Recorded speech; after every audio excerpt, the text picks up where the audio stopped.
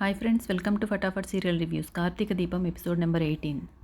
ఉత్తమ ఉగాది పచ్చడి చేసి చైన్ గెలవడం కోసం అందరూ కష్టపడి ఉగాది పచ్చడి రకరకాలుగా బాగా తయారు చేస్తూ ఉంటాడు. పారిజాతం కూడా చైన్ నాకు రావాలనుకుంటూ తను కూడా కష్టపడుతూ ఉంటుంది.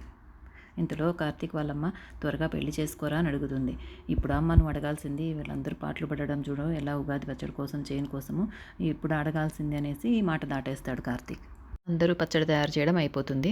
అప్పుడు శివనారాయణ గారు, అమ్మ దీప నువ్వే అందరి పచ్చడి టేస్ట్ చేసి ఎవరిది బాగుందో నువ్వే డిసైడ్ చేయాలి, నువ్వే జడ్జి అంటారు. వద్దులేండి అయ్య గారు అంటుంది. అలా కాదమ్మా, నేనైతే కోడలి పక్షపాతిని, కొందరికి నా నిర్ణయం నచ్చదు, అందుకే నువ్వు చెప్పాల్సిందే, ఉన్నది ఉన్నట్లు చెప్పాలి అంటారు. ఫస్ట్ జ్యోత్స్న చేసిన ఉగాది పచ్చడి టేస్ట్ చేసి చెప్తుందనమాట. దీంట్లో కొంచెం కారం ఎక్కువైంది, చాలా కారం వేస్తుందనమాట పారిజాతం సలహా మీదుగా. సెకండ్ కార్తీక్ వాళ్ళమ్మ తయారు చేసిన ఉగాది పచ్చడి టేస్ట్ చేసి ఇందులో కొంచెము చేదు ఎక్కువైంది అని చెప్తుంది.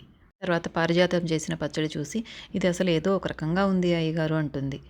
పచ్చడి అన్నాం కదా అనేసి ఏదో అల్లం వెల్లుల్లి పేస్ట్ వేసిందేమో అని శివనారాయణ గారు జోకేస్తారు. తర్వాత శౌర్య సుమిత్ర కలిసి చేసిన ఉగాది పచ్చడి టేస్ట్ చేస్తుంది దీప. ఇందులో ఉప్పు బాగా ఎక్కువైపోయిందమ్మా అని చెప్తుంది.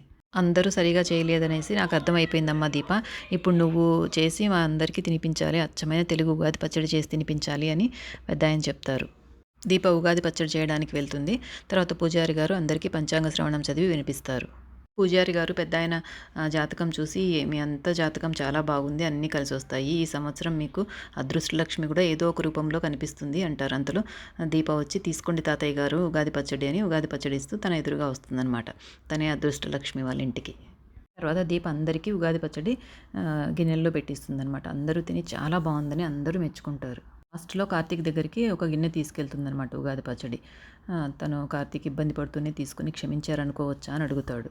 అది ఈ జన్మలో జరగదు అంటుంది. పాపం కార్తీక్ ఎంత బాధపడతాడో అప్పుడు. ఉగాది పచ్చడిని అందరూ చాలా బాగుందని మెచ్చుకుంటారు.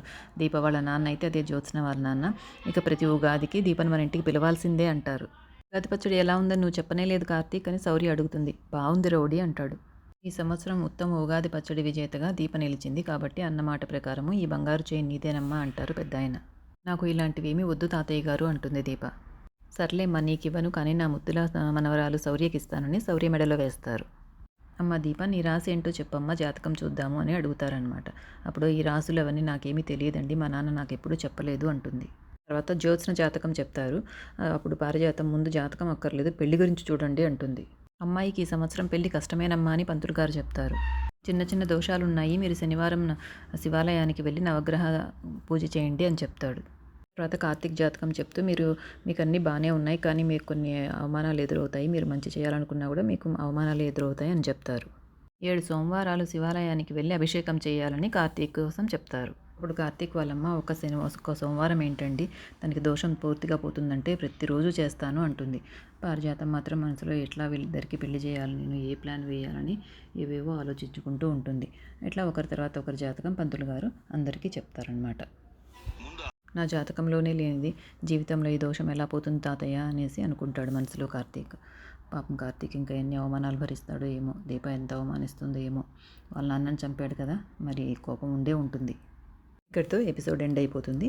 ఇక వచ్చే ఎపిసోడ్లో ఏం జరుగుతుందో, కమింగ్ ఎపిసోడ్స్లో ఏం జరుగుతుందో అన్నీ నెక్స్ట్ వీక్ నుండి తెలుసుకుందాం. తప్పకుండా ఫటాఫట్ సీరియల్ రివ్యూస్ని సబ్స్క్రైబ్ చేసుకోండి ఫ్రెండ్స్. నోటిఫికేషన్స్ ఆన్ చేసుకోండి. నేను చెప్పే ప్రతి రివ్యూ వీడియో మీకు వెంటనే వచ్చేస్తుంది. అందరికంటే టీవీలో వచ్చేదానికంటే ముందే మనం సీరియల్ని చూసినట్టు ఉంటుంది మనకు. Thank you.